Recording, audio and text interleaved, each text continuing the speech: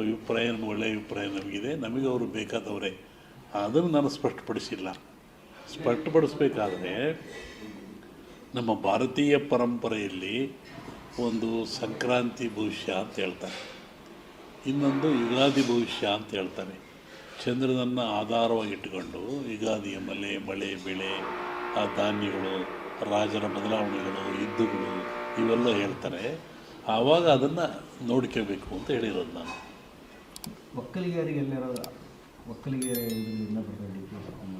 ಒಕ್ಕಲಿಗರು ಅನ್ನದಾತರು ಅಂತ, ಅವ್ರನ್ನ ಜಗತ್ತೇ ಮರೆಯೋಂಗಿಲ್ಲ.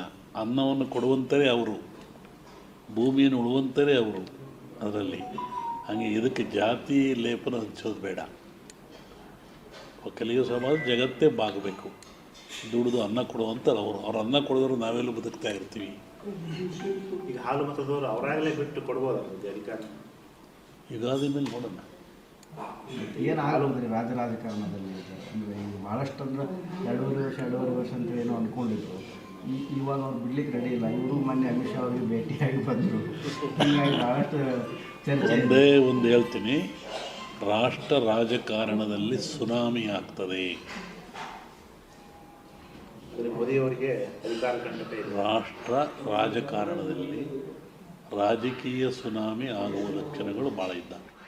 ನಾವು ಹೇಳಿರ್ತಕ್ಕಂಥದ್ದು ಕೇವಲ ವ್ಯಕ್ತಿಯ ಚಿಂತನೆ ಅಲ್ಲ, ಸಮಗ್ರ ಭವಿಷ್ಯದ ಚಿಂತನೆ. ಈ ವಿಜಯನಗರ ಸಾಮ್ರಾಜ್ಯವನ್ನು ಕಟ್ಟಿದವರು ಅಕ್ಕಬುಕ್ಕರು.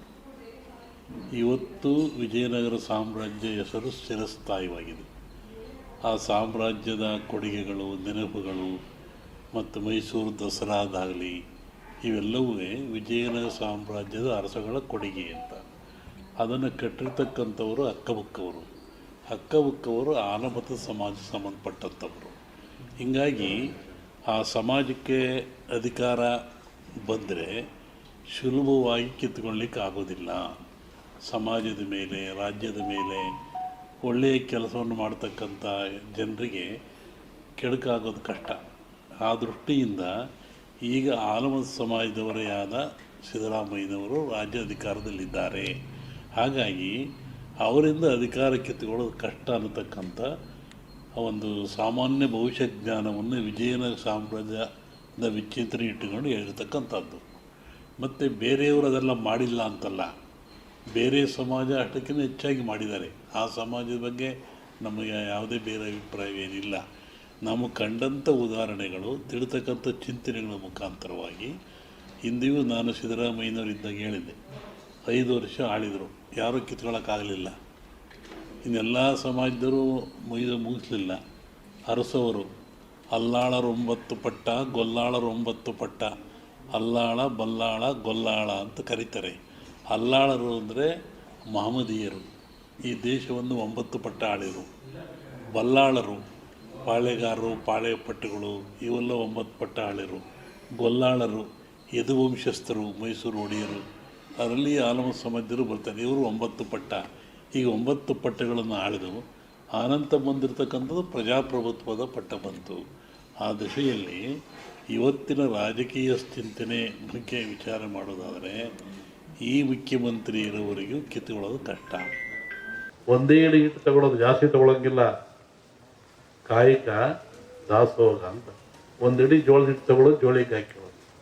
ಈಗ ಎಲ್ಲರ ಮನೆಗೂ ಹೋಗ್ತಾ ಇದ್ದವನು, ಎಲ್ಲರ ಮನೆಗೂ ಯಾರ ಮನೆಗೆ ಎದ್ದಿಲ್ಲ ಹೇಳೋನು, ಎದಲ್ರಿ, ಸ್ನಾನ ಮಾಡಿರಿ, ಬಾಗಿಲು ಸಾರಿಸ್ರಿ, ಅಡುಗೆ ಮನೆ ಸ್ವಚ್ಛ ಇಲ್ಲರಿ, ಪಾತ್ರೆ ಬೆಳೆದ್ರಿ, ಮಕ್ಕಳಿಗೆ ಸ್ನಾನ ಮಾಡಿಸ್ರಿ ಹೇಳ್ತಾ ಇದ್ದ. ಅವರು ಮಾಡಲಿಲ್ಲ, ಕೆಲವರು ಬಿಟ್ಟು. ಅದಕ್ಕೆ ಏನು ಮಾಡ್ತಾಯಿದ್ರು, ಅಲ್ಲೊಬ್ಬ ಮಠಸ್ಥರು, ಸ್ವಾಮಿಗಳು, ಮಠ ಅಂತಿರ್ತಾ ಇದ್ರು, ಅವ್ರಿಗೆ ಹೇಳ್ತಾ ಇದ್ರು, ನೋಡಿ ಇಂಥರ ಮನೆಗೆ ಹೋಗಿದ್ದೆ, ಅವ್ರು ಎದ್ದಿಲ್ಲ, ಸಾರಿಸಿಲ್ಲ, ಸ್ನಾನ ಮಾಡಿಲ್ಲ.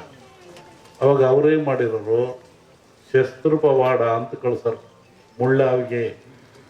ಇವತ್ತು ಅವೆಲ್ಲ ಒಂದು ವಸ್ತುವಾಗಿಬಿಟ್ಟಿದ್ದಾವೆ. ಒಬ್ಬ ಬರೋನು ಗಂಟೆ ಅಲ್ಲಾಡಿಸೋನು ಮನೆ ಮುಂದೆ ಮುಳ್ಳಾವಿಗೆ ಮೇಲೆ ನಿಂತ್ಕೊಳ್ಳೋನು. ಮುಳ್ಳಾವಿಗೆ ಮೇಲೆ ನಿಂತ್ಕೊಂಡ್ರೆ ನೋವು ಯಾರಿಗೆ? ನಿಂತವನಿಗೆ. ಗಂಟೆ ಅಲ್ಲಾಡಿಸ್ ಜನವೆಲ್ಲ ನೋಡ್ತಾ ಇದ್ರು, ಯಾಕೆ ನಿಂತ್ಕೊಂಡಿದ್ದೀರಿ ಸ್ವಾಮಿ, ಏನು ಕೆಲಸ ನೋಡಿ, ಇವ್ರು ಬೆಳಿಗ್ಗೆ ಬೇಗ ಹೇಳ್ತಾ ಇಲ್ವಂತೆ, ಇವರು ಸ್ನಾನ ಮಾಡಲ್ವಂತೆ, ಇವ್ರ ಮಕ್ಳಿಗೆ ಸ್ನಾನ ಮಾಡಿಸಲ್ವಂತೆ, ಎದ್ದುಗಳು ಹಂಗೆ ಕಾಫಿ ಕುಡಿತಾರಂತೆ, ಯಾವುದೋ ಆಚರಣೆ ಇಲ್ವಂತೆ. ಅದಕ್ಕೆ ನಾನು ಮುಳ್ಳಾಗಿ ನಿಂತ್ಕೊಂಡು ಗಂಟೆಯಲ್ಲಿ ಆಡಿಸ್ತಾ ಇದ್ದೆ. ಒಬ್ಬ ಭಕ್ತನ ಉದ್ಧಾರಕ್ಕಾಗಿ ಒಂದು ಸಮಾಜದ ಏಳಿಗೆ ಎಂಥ ವ್ಯವಸ್ಥೆ ಇಟ್ಟಿತ್ತು ಸಮಾಜ ಹಿಂದೆ. ಒಬ್ಬ ಗುರು ಬಂದು ನೋವು ತಗೊಳ್ತಾ ಇದ್ದ.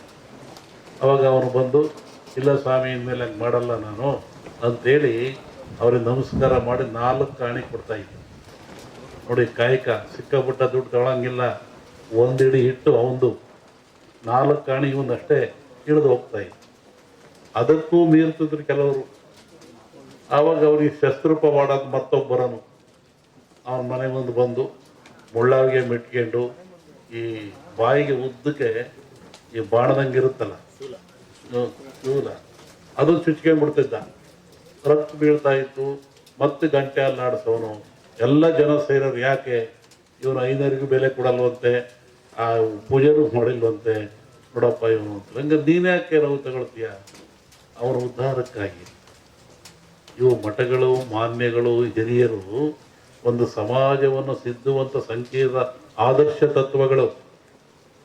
ಅವನು ನೋವು ತಗೊಳ್ತಿದ್ದ, ಮತ್ತೆ ಅವನು ಕೆಳಗಿಳಿತಾ ಇದ್ದ, 1 ರೂಪಾಯಿ ತಗೊಂಡು ಹೋಗ್ತಾ ಇದ್ದ.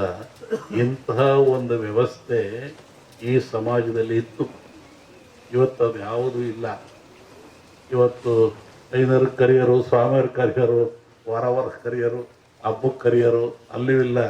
ಈಗ ಹುಟ್ಟಿದಾಗ ಸತ್ತಾಗ 2 ಸತಿ ಕರೀತಾರೆ. ಅದು ಇಲ್ಲೂ ಗೊತ್ತಿಲ್ಲ.